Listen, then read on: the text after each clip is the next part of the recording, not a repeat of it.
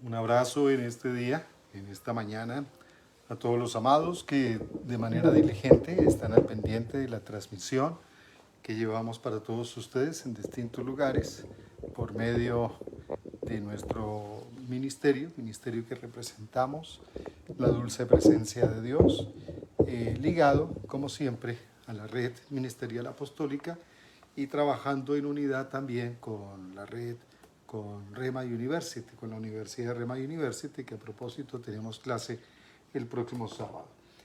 Saludamos aquí a los amados que están ya en la presencialidad y a todos los que están llegando a la virtualidad también en esta hora de la mañana, para seguir siendo edificados en el conocimiento del Señor.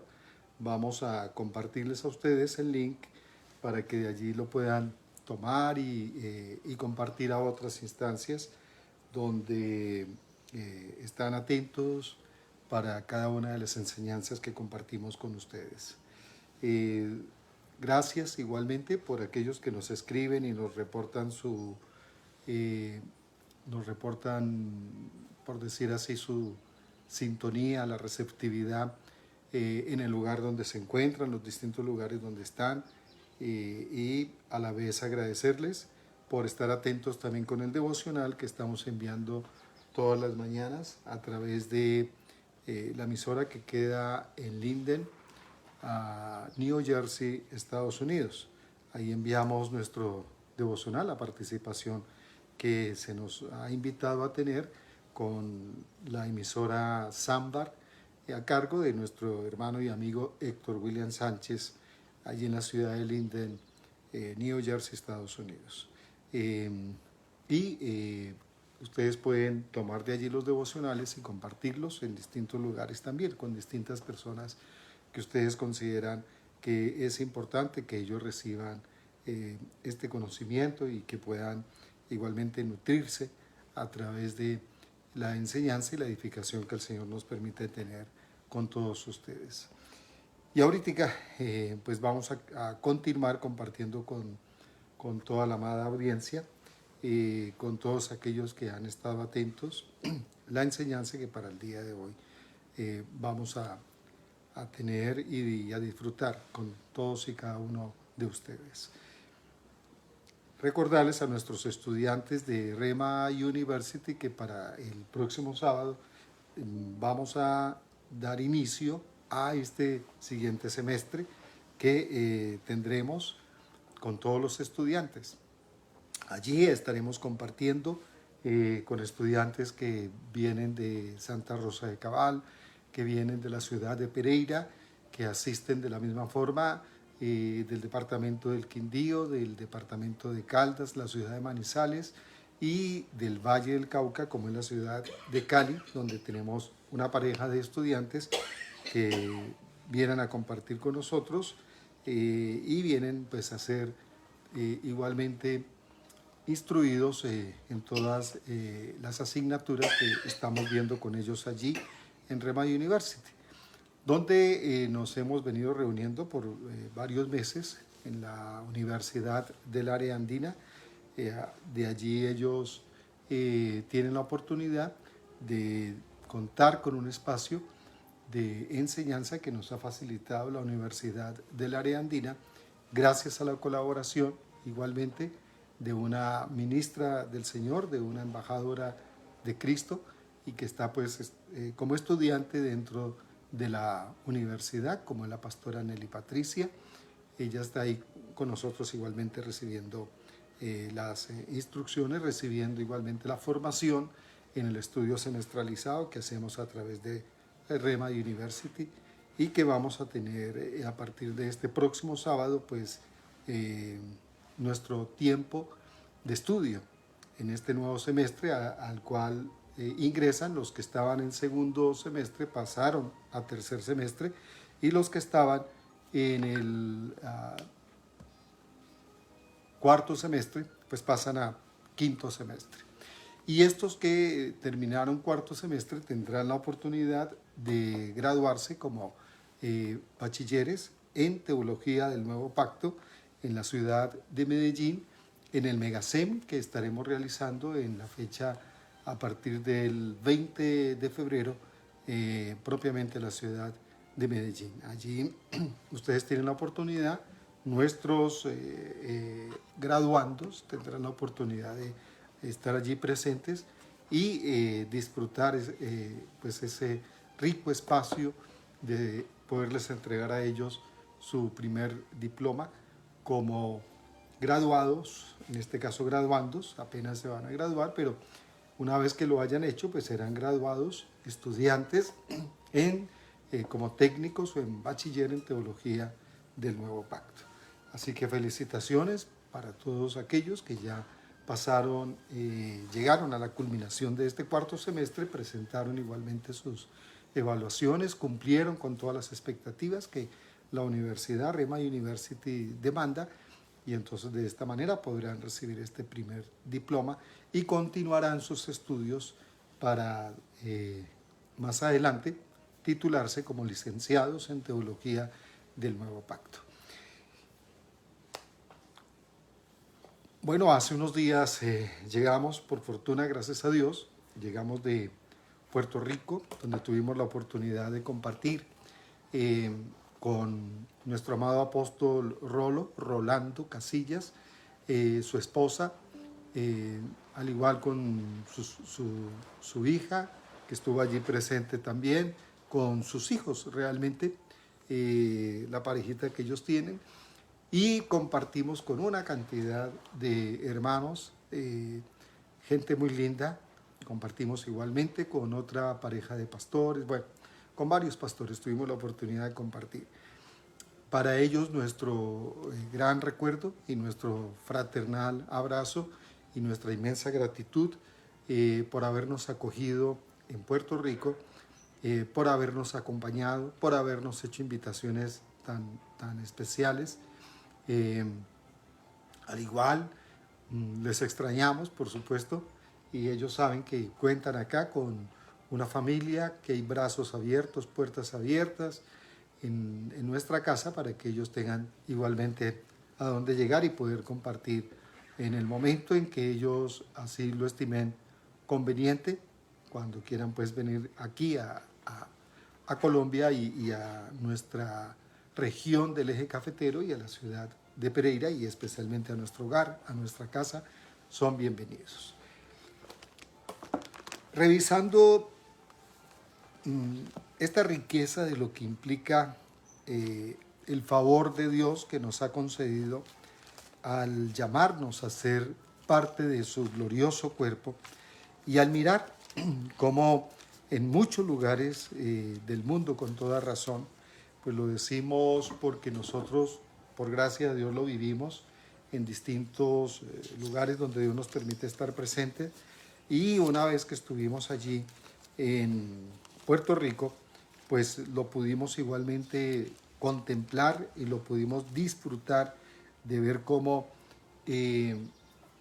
hubo una unidad de trabajo corporativo a través de distintas personas, distintos servidores de Dios en esta tierra que intervienen y que tú y yo no sabemos en qué momento esa intervención, esa conexión, ese relacionamiento va a trascender fronteras, cómo eso va a haber un momento en la vida nuestra en que por estar conectados primero a la cabeza que es Cristo y obviamente al cuerpo dispuesto por el Señor, que debemos de ser claros en esa parte, en razón a que el Señor había dicho, dejó establecido que Él edificaría su eclesía, edificaría su cuerpo, y las puertas del Hades no prevalecerían y no prevalecerán contra ella.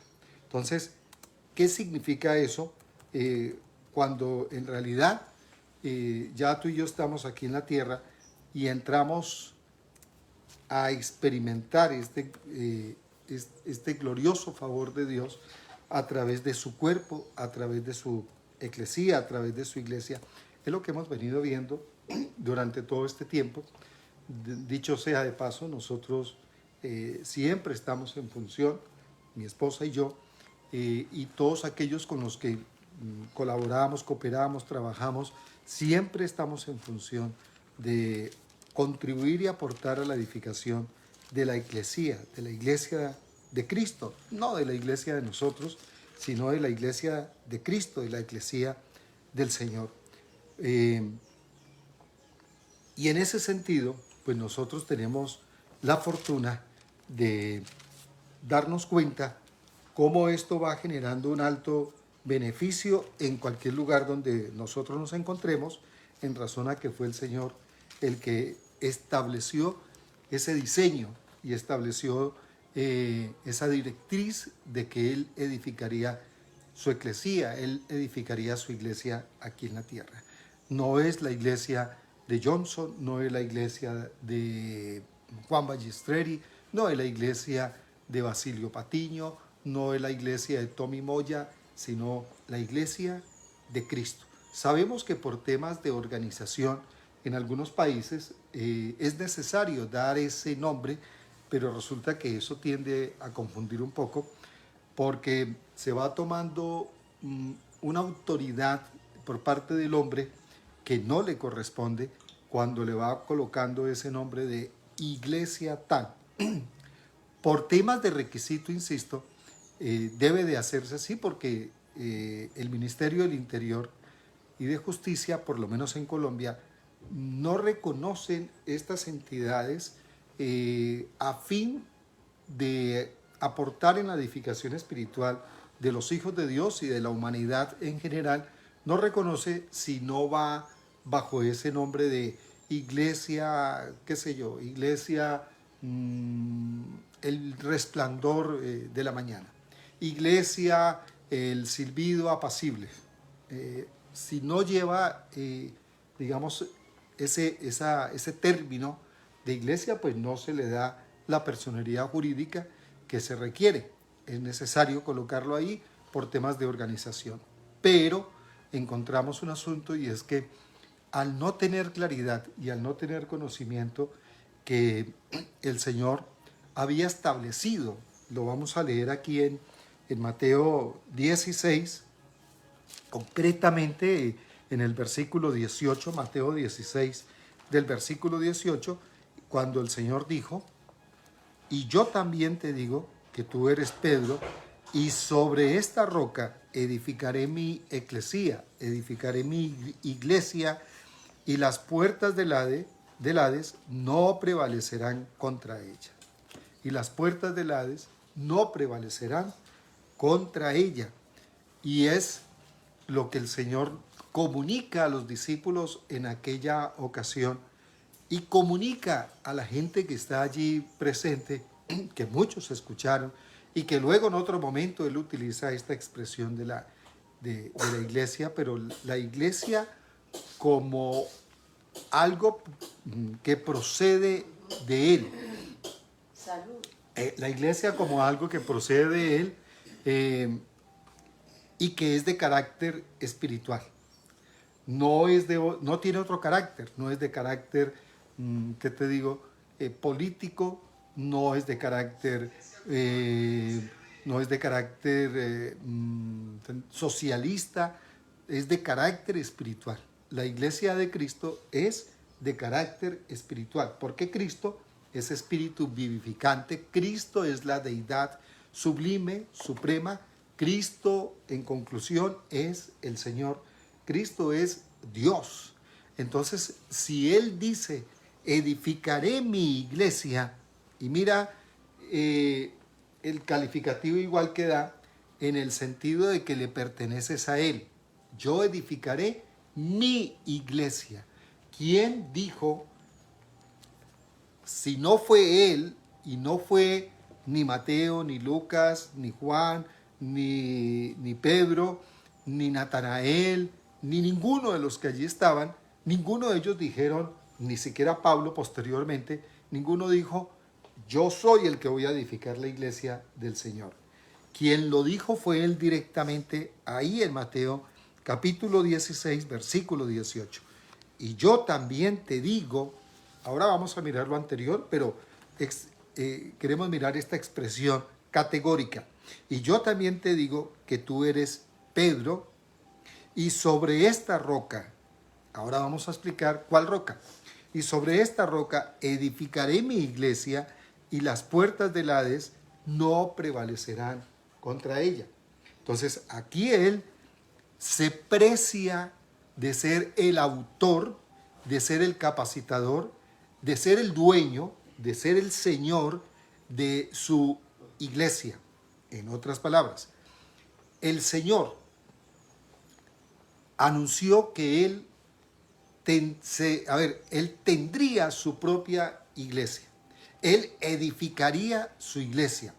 Y cuando él edifica, dice que las puertas del Hades no prevalecerán contra ella. Ahí Hades es amenaza, muerte, y quiero aclarar, no significa que esta iglesia del Señor tiene una inmunidad permanente aquí en la tierra, que es el engaño que tristemente la religión le ha transmitido a los hijos de Dios y a toda la humanidad donde quiera que ese engaño y que las personas operan dentro de ese sistema donde se ha pervertido y donde se ha tergiversado este diseño glorioso. O sea, no se ha pervertido en sí el diseño, es imposible pervertir y degradar lo que de Dios procede, es imposible. Pero con una mentalidad corrupta, la gente va transmitiéndole una tergiversación, un mensaje pseudo evangelio de Cristo, pseudo, no es genuinamente el evangelio de Cristo, sino que es una fachada, es un asunto disimulado. Entonces van transmitiendo un mal conocimiento y van engañando a los hijos de Dios. Cuando les dice, por ejemplo, esto que yo estoy comentando acá, y las puertas del Hades no prevalecerán contra ella, se malentiende, se malinterpreta por el hecho de que no conocemos esto que significa y cómo funciona esto en el diseño de Dios. Entonces se van diciéndole a las personas que la muerte nunca los va a tocar a ellos. O sea, fíjate en eso. La muerte nunca los va a tocar. Resulta que en la tierra todo lo que nace tiene que morir, porque nace en ámbito natural, en ámbito terrenal. Todo lo que nace en la tierra tiene que morir. Sin embargo, tendríamos que decir que lo que se produce en Cristo de carácter espiritual, pues eso no tiene nada que lo pueda afectar en ningún ámbito, porque procede de Dios. Me explico. De la composición nuestra como espíritu, alma y cuerpo, el espíritu procede de Dios. Ese espíritu nunca va a fallecer. Ese espíritu no muere. Pero la parte humana nuestra y nuestra alma deja de ser, en razón a que pertenece al ámbito terrenal y natural. Pero tú en tu esencia espiritual siempre has sido, siempre eres, y por cuanto Dios impartió en nosotros de su misma esencia, naturaleza y eternidad, nosotros no dejaremos de ser. De hecho, lo hemos explicado en otros momentos. Tú has estado y estarás por siempre ligado al Señor, ligado a Cristo. Y el hecho de que estés presente en la tierra, eso no altera y no cambia, no modifica bajo ninguna circunstancia esa realidad espiritual. Por eso, a más de que tú estás sentado en la tierra, sentado entre comillas, estás haciendo distintas funciones, estás operando en distintos ámbitos, en eso entre comillas decimos estás sentado en la tierra. También estás sentado en lugares celestiales, en Cristo, en tu esencia espiritual. Un día dejarás de estar sentado en la tierra, dejarás de existir en la tierra, pero nunca dejarás de ser espiritualmente en Cristo, porque estás ligado en Cristo, estás ligado espiritualmente de manera inafectable, de manera inmodificable. Estás ligado y eres uno en Cristo, pero en la tierra, todo lo que nace en la tierra muere. Por eso el Señor Jesús nace de María, pero un día muere en la cruz del Calvario. por todas las razones que ya hemos explicado acá y que nos faltaría tiempo para explicar más, que tendrías que mirar las enseñanzas que en otros momentos hemos compartido para poder que tomes de allí. A más de una cantidad de asuntos que eran y que son parte del propósito del Padre, por el cual era necesario que el unigénito Hijo del Padre, Cristo, tuviese forma humana y estuviese en la tierra, a más de la redención, a más del perdón, a más de rescatar el reino que se había perdido y establecerlo en la tierra, a más de traernos el Evangelio del Padre aquí en la tierra, a más de que Él vino para que el Padre fuese dado a conocer, Él tenía que morir. No podía quedarse humanamente de manera eterna, porque lo terrenal no es eterno, lo espiritual sí es eterno. Entonces, estamos sentados en lugares celestiales. Lugares celestiales es una expresión metafórica. Lugar celestial es el señorío y gobierno de Cristo. El libro de la vida es una expresión metafórica. Es una figura literaria con un origen espiritual, tendríamos que decirlo de esa manera. Quienes escribieron tratando de decir que nosotros estamos escondidos en Cristo, que es otra expresión, quisieron escribir que estábamos en el libro de la vida. Entonces, el libro de la vida no es un libro gigantesco que Dios tenga allá donde coge y escribe el nombre de cada quien que va confesando a Cristo como Señor y Salvador. O sea, al solo imaginarme esa situación, me preocupa. Y me parece un poquito como medio cómico eso. El Dios eterno con un libro así grandísimo, mirando a ver quién lo va a confesar a Él y quién va a creer en Él, para Él coger y escribir, o sea, como que Dios no tuviera más nada que hacer. Qué curioso eso. Y ministros aquí en la tierra y líderes religiosos, no espirituales sino religiosos, Señor, escribe mi nombre en el libro de la vida. Señor, y te presento a fulano de tal que acaba de confesarte y escribe su nombre en el libro de la vida. O sea, le damos órdenes desde la tierra al Señor en los cielos, entre comillas, para decirle a Él, mira, ahí te mando anótalo. Ah, y te mando anótalo también.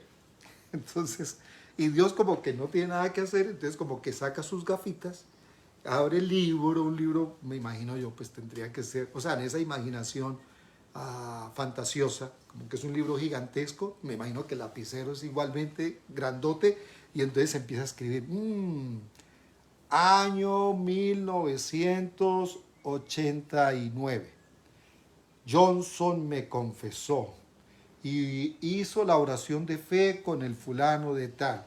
A ver, yo lo escribo acá. Johnson Marín Aranzazu. Muy bien. Ángeles, aplaudan, celebren que Johnson ya me confesó, se arrepintió y ya se convirtió. Bueno, eso es fantasía. Eso es de las fenomenales películas de Steven Spielberg y de la literatura de Julio Verne, que tiene mucha fantasía, ¿verdad? No tiene nada que ver, Dios mío bendito. Bajémonos de esa nube y quitémonos ese velo de fantasía y de ilusión y de ciencia ficción que la religión nos quiso meter en algún instante. Eso no existe. El libro de la vida es Cristo. El árbol de la vida es Cristo. El lucero de la mañana es Cristo. El maná del cielo es Cristo. El pan de vida es Cristo. El agua viva es Cristo.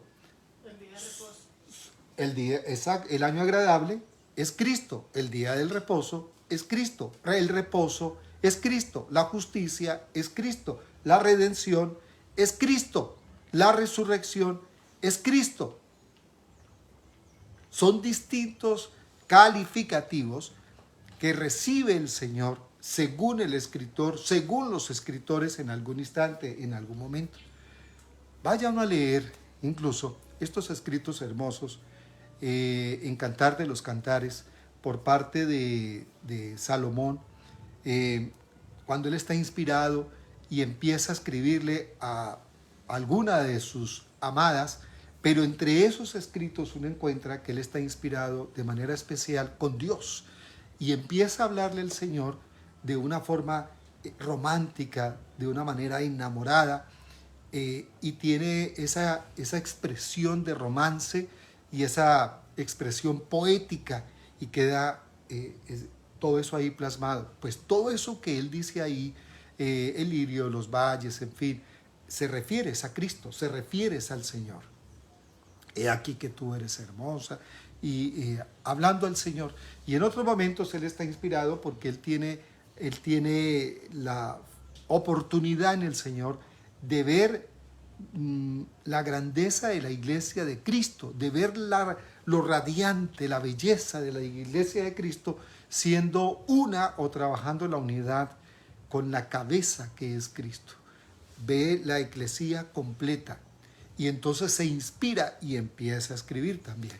Entonces, hay distintas expresiones de carácter símil, de carácter metafórico, bueno, distintas expresiones literarias o formas literarias en las cuales se escribe, pero todo ello conduce a Cristo.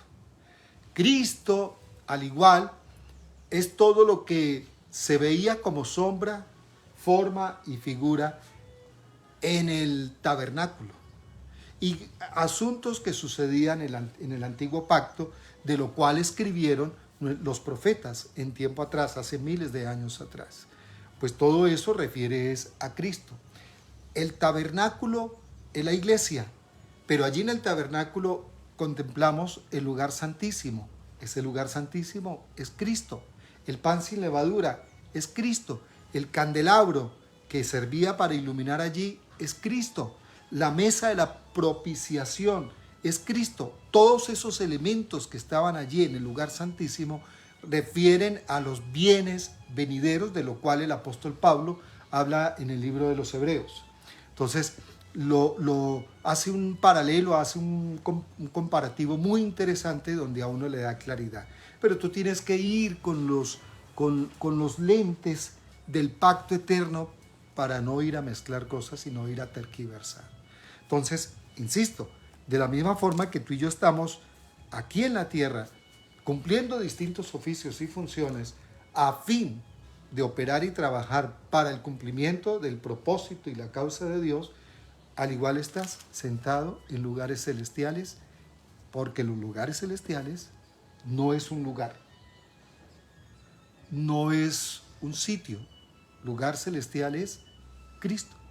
El cielo es Cristo. Entonces ahora sí vamos a leer un poco más completo, pero resaltando el versículo que citábamos ahorita, el versículo 18, donde el Señor dijo, Mateo 16, y vamos a leer un poco más arriba del 18, pero insisto, resaltando el versículo 18, donde dice, y sobre esta roca edificaré mi iglesia, y las puertas del Hades no prevalecerán contra ella.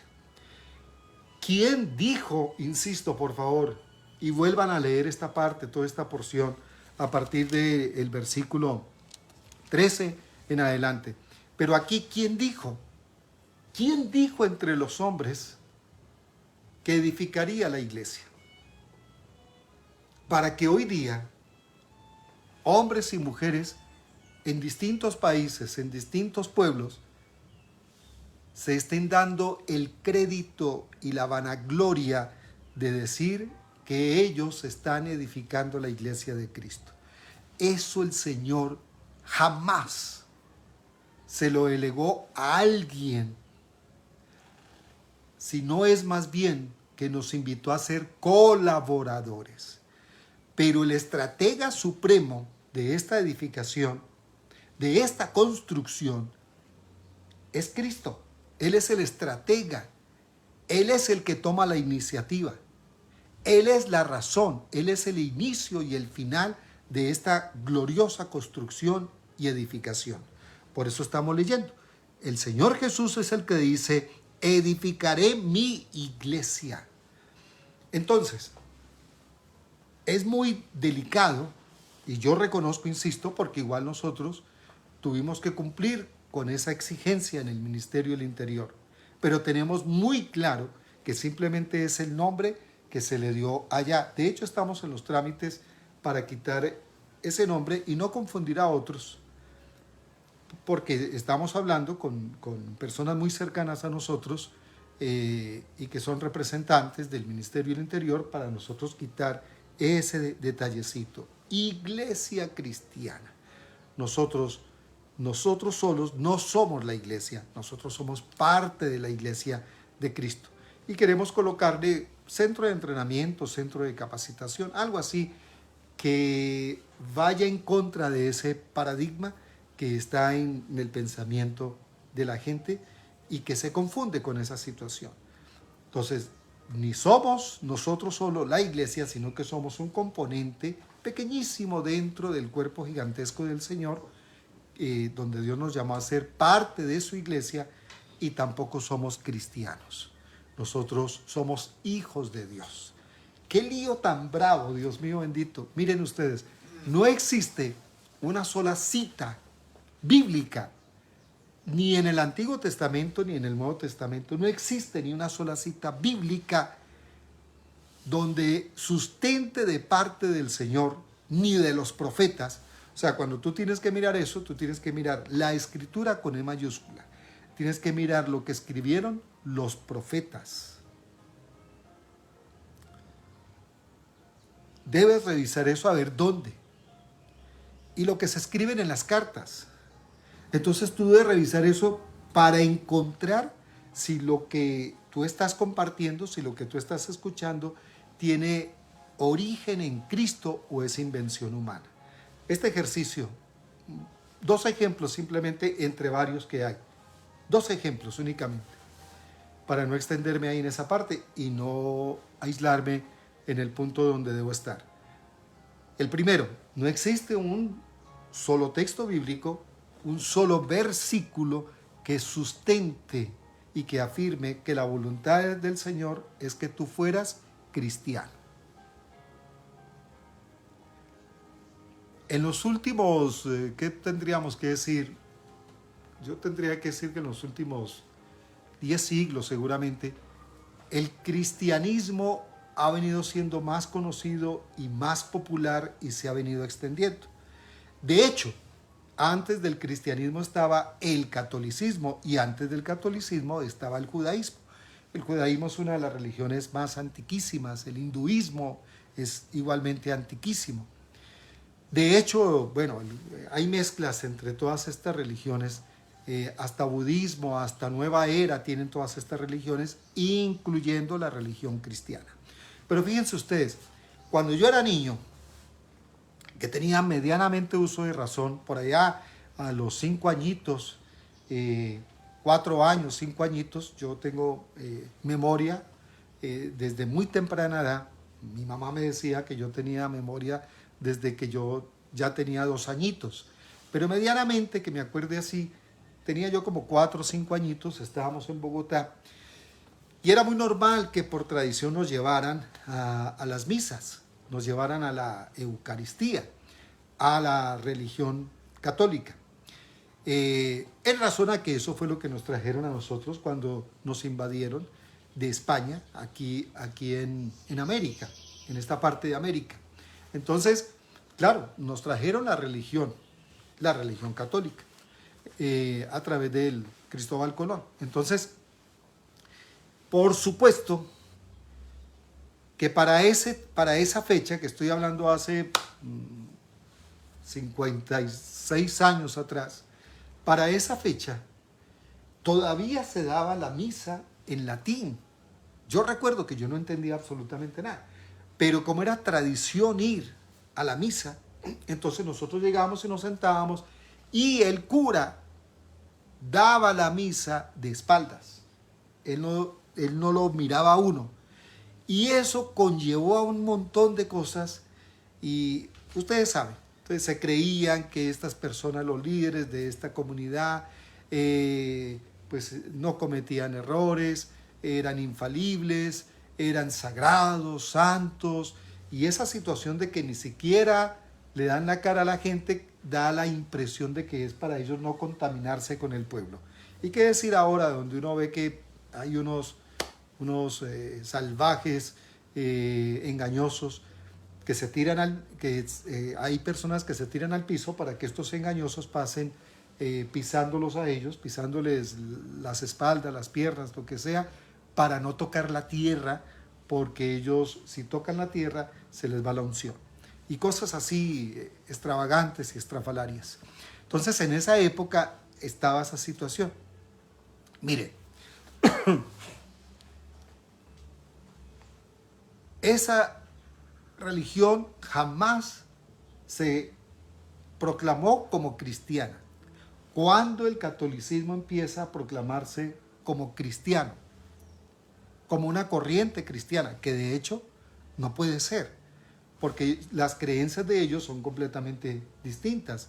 Ellos adoran los santos, hacen memoria de los santos, entre comillas, aquellos que ellos mismos beatifican y santifican, entre comillas, y entonces hacen memoria de eso, rinden culto a los muertos, tienen su creencia en distintas Marías, o sea, se practica el marianismo igualmente. Entonces, cuando ellos se autoproclamaron cristianos, cuando vieron que empezó a darse un éxodo de los creyentes del catolicismo hacia unas corrientes del cristianismo, que también lo digo entre comillas. Entonces llegó un momento en que ellos no podían pelear contra estos pastores que habían fundado sus congregaciones en distintos lugares en Colombia, solo por citar ese ejemplo acá en Colombia. Entonces, para no entrar en lucha, que sí se dio, por supuesto, hubo una persecución de parte de los sacerdotes, de los curas, en distintas regiones del país. Yo mismo tuve que padecer una situación de esas en Dos Quebradas, pero el caso no es mencionar esas cosas negativas. Entonces, el punto solo la parte histórica, la parte central. Entonces, ¿qué ocurría? Pues que ellos tomaron la decisión para no entrar en ese debate, en esa contienda, pues simplemente dijeron, pues nosotros también somos cristianos.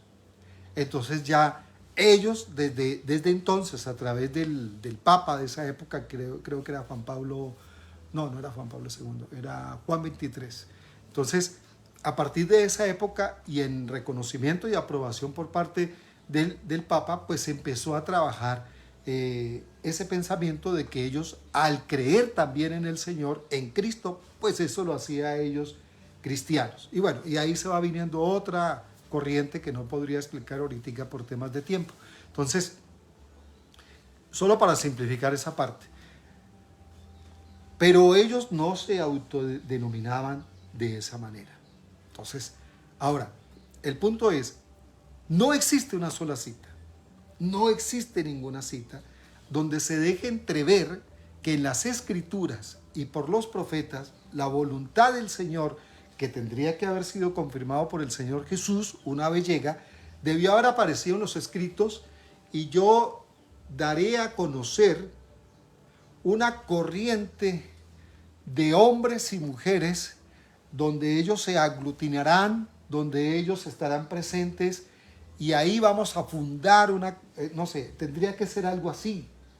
Tú no encuentras en las Escrituras con E mayúscula ese anuncio.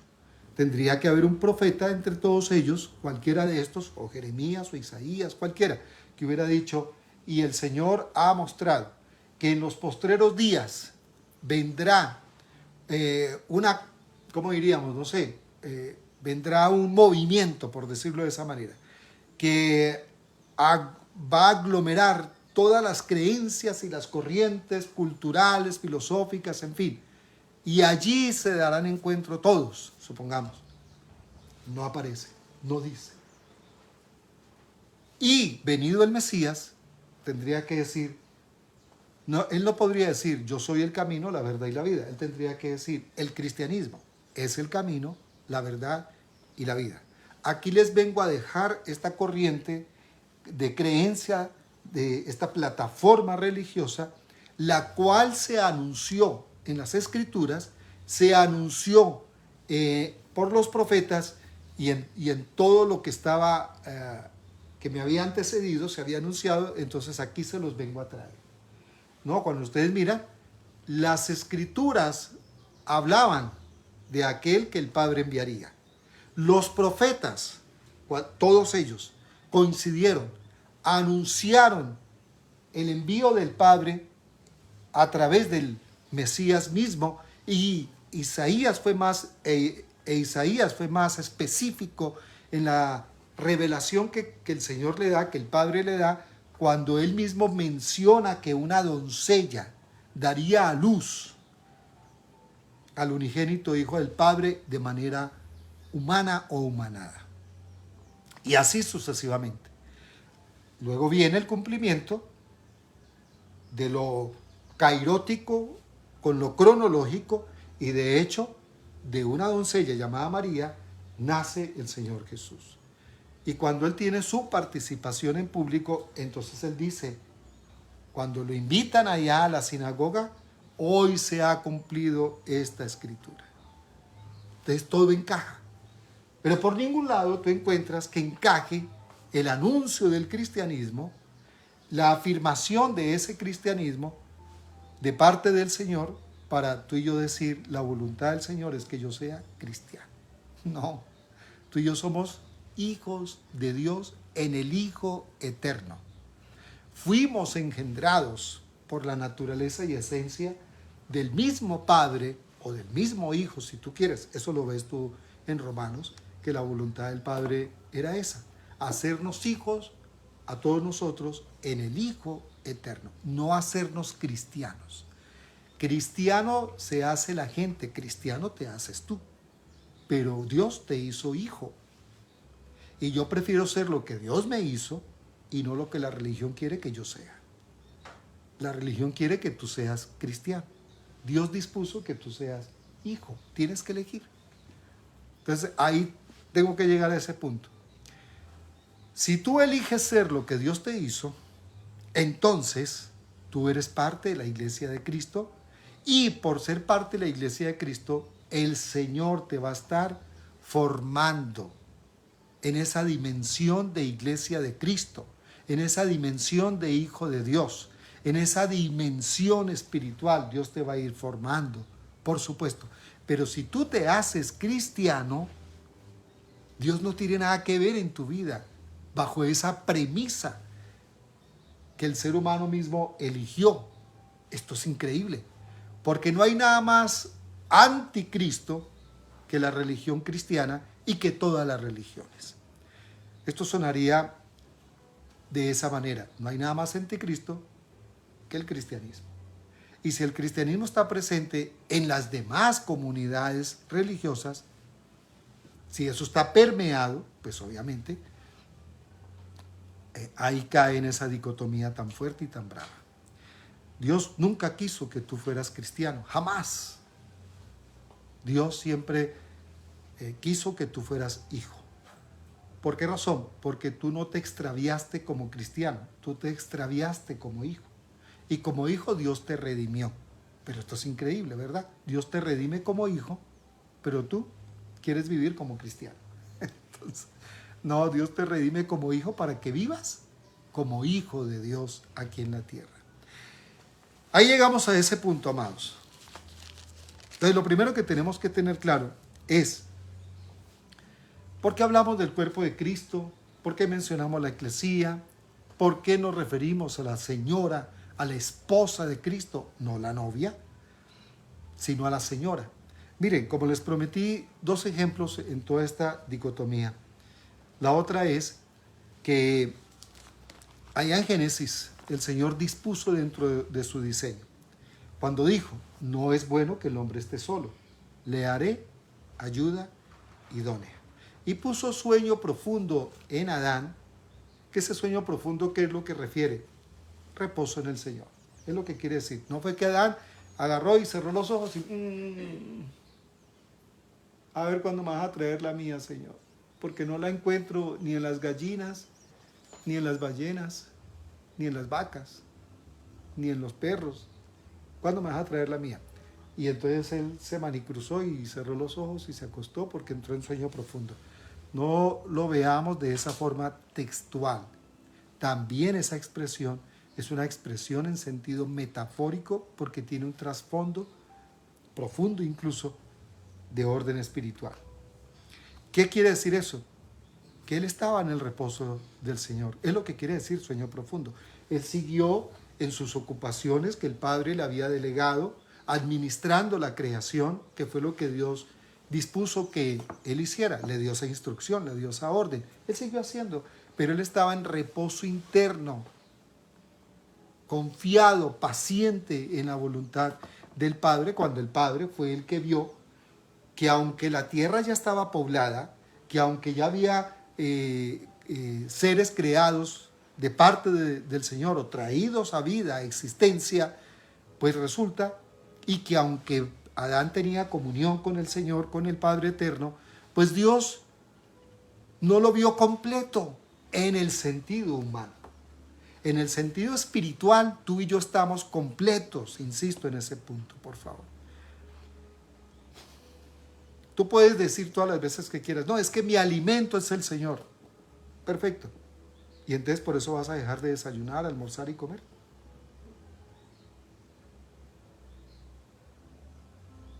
Entonces, ¿por qué cuando dices, es que Dios es mi esposo, si eres varón? Y si eres mujer, si eres varón, Dios es mi esposa. Dios es mi esposa. O se dice, Dios es mi esposo. Y la mujer también. Y no se casa. O sea, ¿por qué si dices Dios es mi comida, sigues comiendo? Porque es natural, porque es una comida natural. Ahora, porque lo estás diciendo en sentido espiritual. Dios es mi comida espiritual. Está muy bien. Y por eso no dejas de desayunar, almorzar y comer. No he visto a nadie que diga, es que Dios es mi comida, y que me diga, llevo 1 año sin comer. Es más, eso lo digo de manera jocosa porque es imposible vivir 1 año sin comer, lógico. Es cuestión de días que el cuerpo se deteriore y llegue la muerte, por obvia razón. Pero no he visto eso, ni se verá jamás. Pero ¿por qué sí vemos que hay mujeres que deciden quedarse solas? Porque es que Dios es mi esposo, en sentido espiritual. Es que yo estoy completa en el Señor, en sentido espiritual. Pero tú, ¿por qué te privas de una compañía, de un varón que esté a tu lado? ¿Por qué te privas de eso? Y de la misma forma, el varón no dice Dios es mi esposa. Lo que dice, no, es que yo me casé con el Señor. De hecho, déjenme confesar que yo caí en ese error religioso. Cuando luego Dios me hizo entrar en razón y me sacó de esa tontera. Entonces entendí que Dios tenía una esposa y una familia para mí. Pero yo decía eso, no, es que yo me casé con el Señor, Dios es mi esposo. Claro, y hay gente que lo dice de manera sincera, pero sinceramente equivocado, sinceramente engañados todos nosotros. Miren esto, por favor. No existe un escrito bíblico, ni proveniente de las Escrituras, ni proveniente de los profetas, ni afirmado por el Señor Jesús, que diga que Dios dispuso que el hombre no se case. Si ya dijo, no es bueno que el hombre esté solo, le haré ayuda idónea. ¿Cómo Dios va a decir luego, yo traigo una creencia para que los hombres, por estar al servicio mío, jamás se casen y no tengan familia? Y para que las mujeres también, por estar al servicio mío, jamás se casen y tengan familia. Pero ustedes y yo vemos que existen corrientes, gracias amor, que existen corrientes religiosas donde ellos mismos argumentan de manera engañosa que ellos nunca contrajeron matrimonio, que esos hombres nunca han conocido mujer, porque es que Dios no se los permite y ellos han decidido dedicar su vida al servicio de Dios y afirman y aseguran masivamente que esa es la voluntad de Dios y empeñan al Señor diciendo ellos es que así lo dispuso el Señor. Estos son los curas y otros movimientos donde hay otros religiosos que caen en ese engaño. Pues, pastor, ¿y usted por qué afirma eso? Pues muy sencillo, porque lo estoy leyendo. Pues es un engaño. Si la voluntad del Señor es que el hombre esté acompañado por una mujer y que la mujer esté acompañada por un varón, ¿qué hago yo diciendo, es que para servirle a Dios no me puedo casar? Y que junto conmigo esto lo diga 1.000.000 de hombres. Es absurdo. Es una ceguera colectiva. Y hay mujeres que se hacen, que participan de ese celibato, que se hacen, eso tiene un nombre, que no lo recuerdo en este instante, que los varones se hacen, bueno, se me va, que era una condición que debía de existir, de darse de esa manera, era una exigencia, un requisito para poder que el varón sirviera a la reina y cuidase de la reina. Entonces se hacían eunucos, gracias amor, se hacían eunucos. Entonces hay hombres que son eunucos no porque Dios les haya dicho. Ahora, ¿existen excepciones? Por supuesto que sí, claro. Claro, hay hombres que se abstienen de conocer mujer porque no les llama la atención, porque no tienen ese apetito sexual, ni les hace falta la compañía de la mujer, pero siguen siendo hombres. No se duda de su varonilidad. No se duda. Son hombres. Por supuesto que sí. El engaño está es que no tocan mujer, pero tocan otros elementos de la creación. Y eso ya es aberrante. Entonces, Dios dispuso dentro de su diseño ese. No existe una cita bíblica. No existe un texto que afirme y que manifieste la voluntad del Señor donde el hombre puede resolver no tener pareja, mujer, no tener incluso un hogar, una familia, bajo el pensamiento de que es que Dios lo mandó a mantenerse así y de manera colectiva, insisto. O sea, eso sería un movimiento, digamos, de los renuentes a tomar matrimonio, supongamos, pero eso no existe, Dios mío, eso no existe, orientado, apoyado y proveniente de parte del Señor. Sin embargo, vemos que hay corrientes religiosas. Pero aclaramos, el hecho de que el cristianismo sea uno de los movimientos más numerosos y que ya lleva varios siglos, no significa que eso tenga el apoyo y el respaldo de Dios. Cuidado. No porque el deporte como el fútbol mueve grandes masas y grandes cifras financieras, significa que es un ejemplo para la economía del mundo. Cuidado, falta mucho pelo para moño, por cosas que ustedes saben y que yo no puedo mencionar aquí en este medio porque no se trata de eso. Entonces, tengamos cuidado. Ser hijo de Dios para el cumplimiento de la voluntad del Señor en la tierra es una instrucción que procede y proviene de Dios. Dios nos hizo hijos en el Hijo para que estemos en la tierra y cumplamos con su voluntad. Ese es el objeto primordial, para que le conozcamos y le demos a conocer aquí en la tierra. Pero no es posible anunciar, no es posible hablar de alguien que no conocemos. Es necesario conocerle para vivenciarlo, para disfrutarlo como propósito eterno de vida para nosotros y darlo a conocer igualmente. Entonces, vamos ahí nuevamente, por favor, al capítulo que hemos mencionado, 16 de Mateo, y lo vamos a leer entonces desde el versículo 13 en adelante para sumar otro poco más a lo que estamos compartiendo en esta mañana. Entonces dice que viniendo Jesús a la región de Cesarea de Filipo, preguntó a sus discípulos diciendo, aquí hace el Señor Jesús una evaluación y es muy importante que nosotros le prestemos atención a esta parte. ¿Qué está ocurriendo? Primero, miren, cuando se menciona en estos textos, y esto lo saben hacer los exégetas y otros que saben estudiar un poco estos aspectos bíblicos, hay cosas interesantísimas que nos tiene que llamar la atención a nosotros para conocer el contexto histórico y demás de lo que estamos leyendo. Para esto nos sirve la exégesis y nos sirve igualmente la parte hermenéutica. Entonces, dice que viniendo Jesús a la región de Cesarea de Filipo, entonces, ¿en qué lugar es que ocurre esto? esto no ocurre en la sinagoga.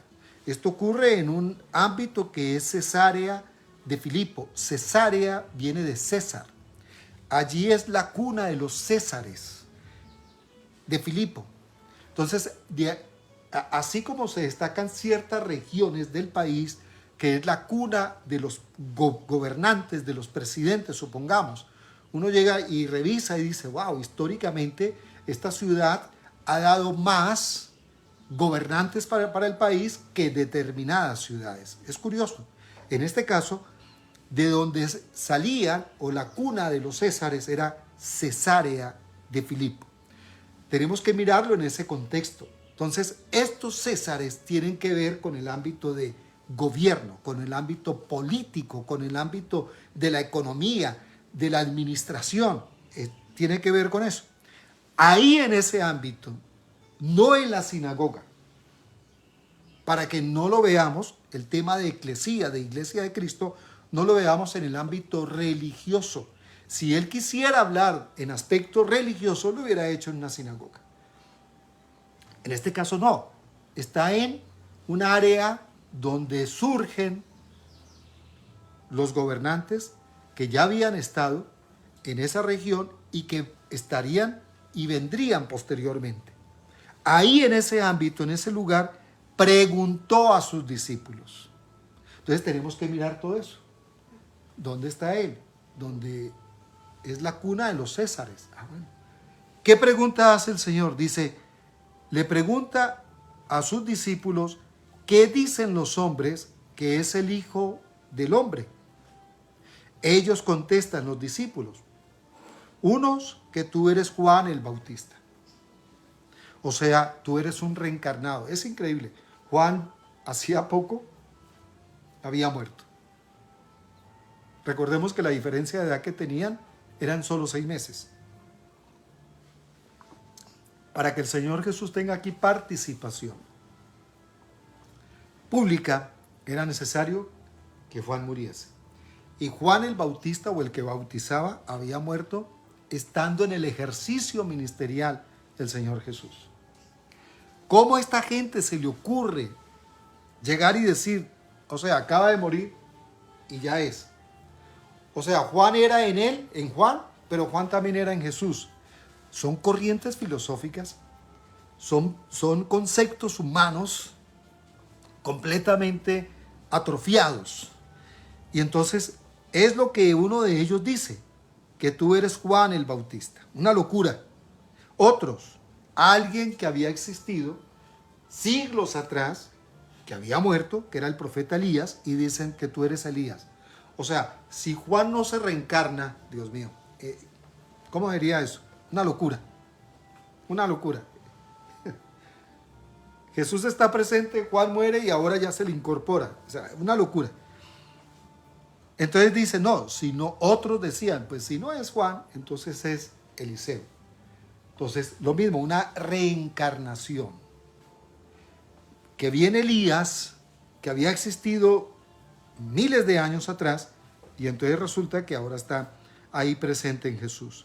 Y otros mencionan que es otro profeta, Jeremías, que tú eres Jeremías, o alguno de los profetas.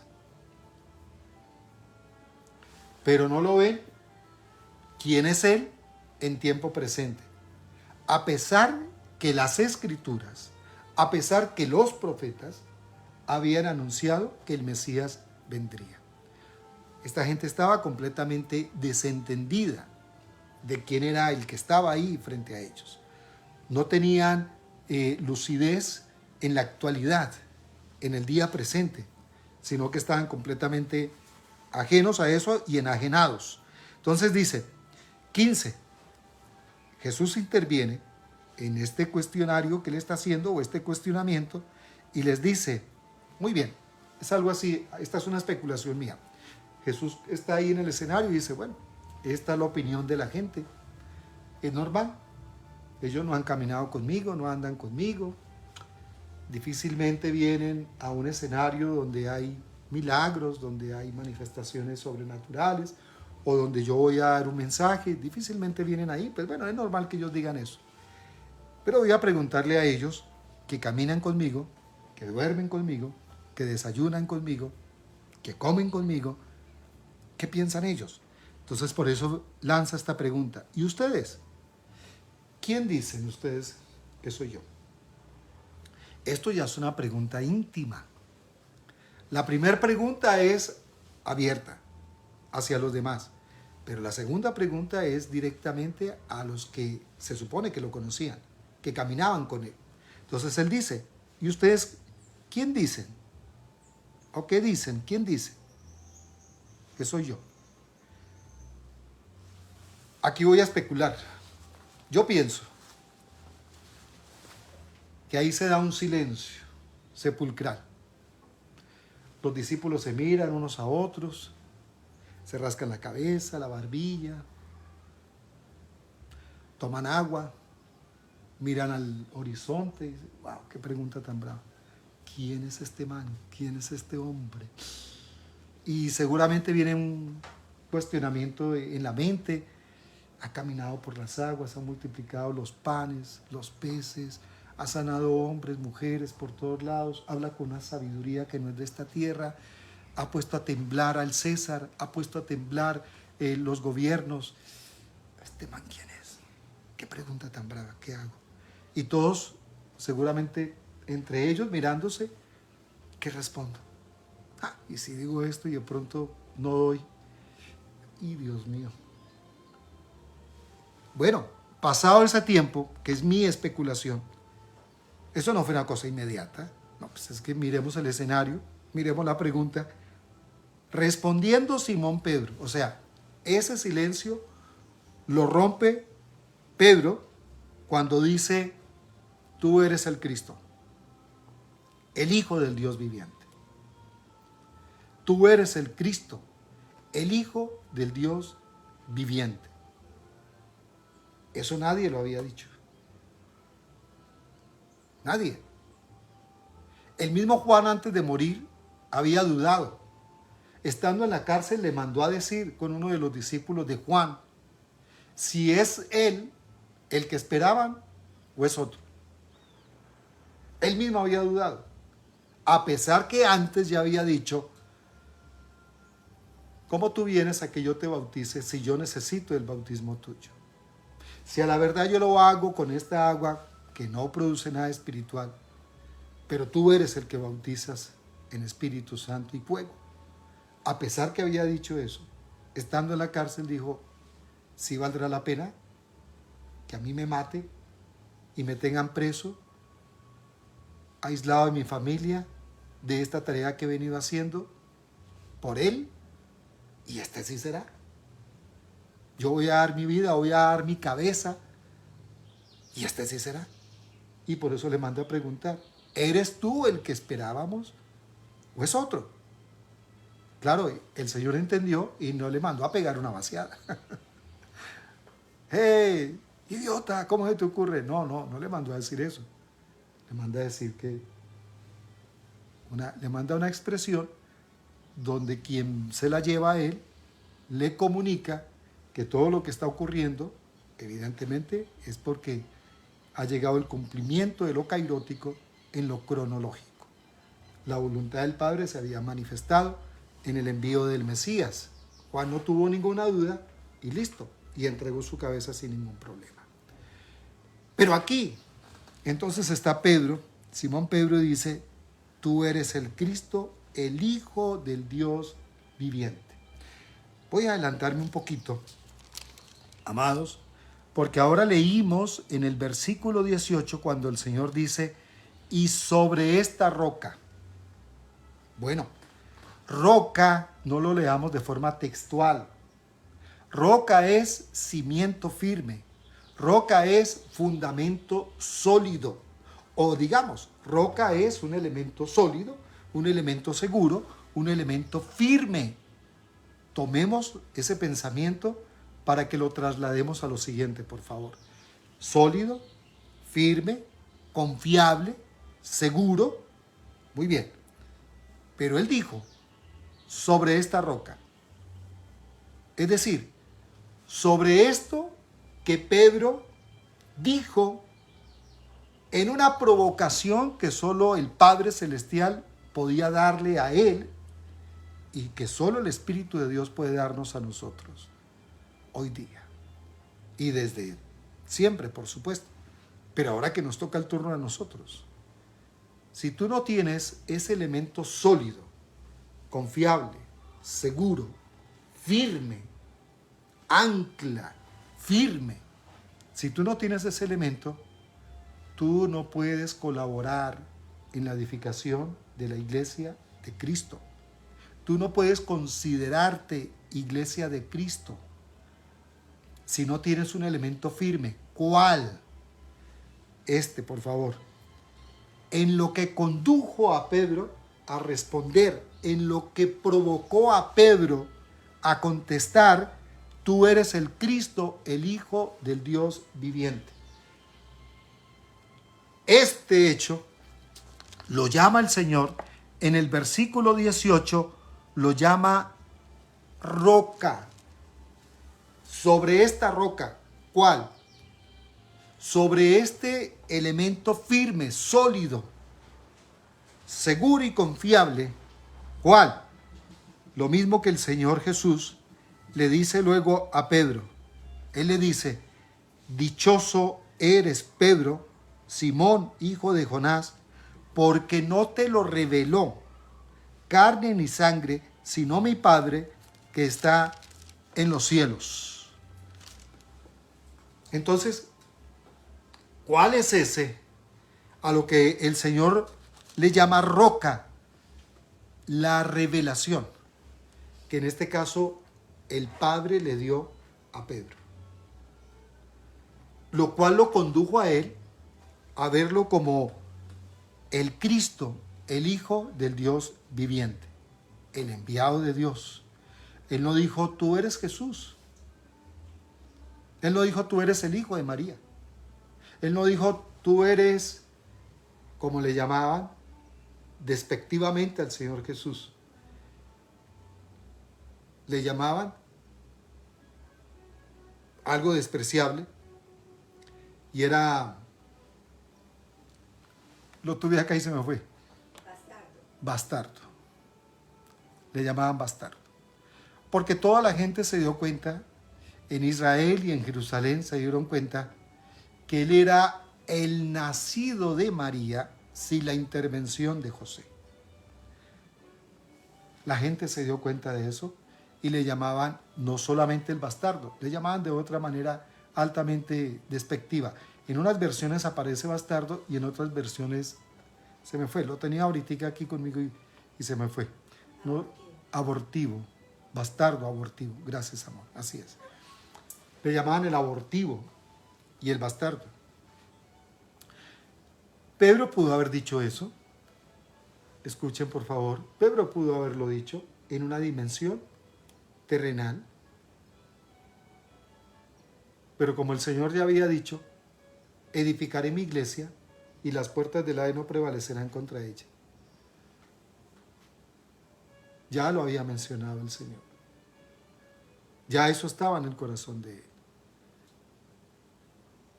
Yo sé que está unos versículos más adelante, pero ya lo había mencionado él. Edificaré mi iglesia y las puertas del Hades no prevalecerán. Entonces, ¿qué se requiere? Verlo a él revelado. Pedro lo vio revelado. Y los que somos colaboradores de la edificación del cuerpo y la iglesia de Cristo, los que somos hijos de Dios, no cristianos, perdónenme, los que somos hijos de Dios, que nos sabemos por convicción, o sea, tú para ser hijo de Dios, tú no te haces hijo de Dios. Él te hizo hijo, tú te haces cristiano, que es otra cosa. Tú te haces cristiano, tú te haces izquierdoso, tú te haces derechista, tú te haces, ¿qué te digo?, de cualquier ideología, tú te vuelves a esa ideología cualquiera que ésta sea, o sea, tú te haces traficante, tú te haces consumidor de alcohol, tú te haces consumidor de drogas, tú te haces cualquier otra corriente ideológica, incluyendo religiosa. Tú te haces marianista o mariano, tú te haces gregoriano, tú te haces salesiano, tú te haces, bueno, pero hijo, nadie se hace hijo de Dios. Es meramente imposible. Yo no me hice hijo de Dios, a mí me hicieron hijo de Dios, a ti te hicieron hijo de Dios. Y si tú eres hijo de Dios, va a ser normal en tu vida tener este tipo de experiencias espirituales. La revelación fue dada, nos ha explicado el apóstol Basilio Patiño y otros apóstoles en el presente. Pero tú y yo lo que recibimos es iluminación e inspiración de esa revelación. Si tú y yo no tenemos, o sea, si tú y yo no caminamos como hijos de Dios bajo la convicción de la iluminación, de la revelación que es Cristo, de la inspiración de esa revelación que es Cristo, si tú y yo no caminamos en esa dimensión, mis amados, no podremos ser parte nosotros por ese mal pensamiento, ser parte efectiva, colaborativa, comprometida de la iglesia y el cuerpo de Cristo, porque tenemos un pensamiento netamente humano, terrenal, y Dios se mueve en un pensamiento netamente espiritual. No vamos a encajar. Tenemos que sabernos mover en ese ámbito espiritual, divino, celestial. Primero, para saber lo que yo soy en el Señor, un hijo. Y si soy hijo, soy un redimido. Si soy un redimido, soy un primogénito de Dios. Si soy un primogénito, soy un colaborador para la edificación del cuerpo de Cristo. Entonces podré ser efectivo, podré ser eficiente, podré ser eficaz y podré ser asertivo en la tarea que Dios me ha encomendado hacer. Por lo pronto lo vamos a dejar hasta ahí por temas de tiempo. Lo más seguro es que vamos a continuar el próximo domingo ahondando un poco más en esta parte. Amados en el Señor, confesamos que espíritu de sabiduría y de revelación en el conocimiento del Señor está en ustedes y en todo el cuerpo, en toda la iglesia de Cristo, en todos los continentes de esta tierra, tanto en tiempo presente como en tiempo futuro, para que todos realmente cooperemos en la dimensión espiritual a la que Dios nos ha llamado a ser colaboradores para la edificación del cuerpo de Cristo. Gracias y nos vemos este miércoles con el favor de Dios, nuestra primera reunión de 2026 en Embajadores de Reino, luego el jueves con nuestra hermana Liliana Cardona en Mujeres de Avance y luego el domingo. Como decía alguien aquí en Colombia, pues aquí originamos desde nuestra casa en Pérez Alto, en la Casa Mar y Cielo del Corregimiento de Arabia, y si no, en cualquier lugar al cual el Señor nos permita estar el próximo domingo. Bendecidos en el Señor.